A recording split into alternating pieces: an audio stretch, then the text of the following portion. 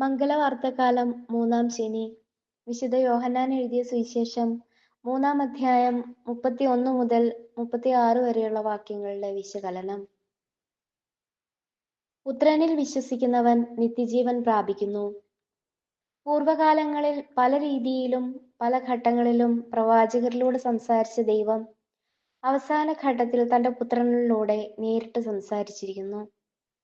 യേശു ഉന്നതങ്ങളിൽ നിന്ന് വന്നവൻ, ദൈവത്താൽ അയക്കപ്പെട്ടവനായ അവൻ കണ്ടതും കേട്ടതും ദൈവം പറയുന്നതുമായ കാര്യങ്ങൾ മാത്രം സംസാരിക്കുന്നു. ദൈവത്തിന്റെ ആത്മാവാണ് അവനിലൂടെ സംസാരിക്കുന്നത്. പരിശുദ്ധാത്മാവിൽ നിന്നാണ് അവൻ ജനിച്ചത്.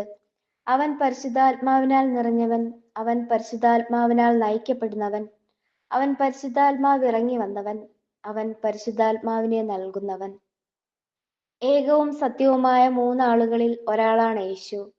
അവനെ ശ്രവിക്കുന്നവർ, അവന്റെ വചനം പാലിക്കുന്നവർ, അവനിൽ വിശ്വസിക്കുന്നവർ, അവനാകുന്ന അപ്പം ഭക്ഷിക്കുന്നവരൊക്കെ നിത്യജീവൻ അവകാശമാക്കും. ഞാനാകുന്നു വഴിയും സത്യവും ജീവനും. മറ്റൊരു വഴിയും പിതാവിങ്കിൽ എത്തിച്ചേരില്ല. ഞാനാകുന്നു വാതിൽ. അതുമാത്രമാണ് സ്വർഗപ്രവേശത്തിന് പര്യാപ്തമായത്. ഞാനാകുന്നു നല്ല ഇടയൻ.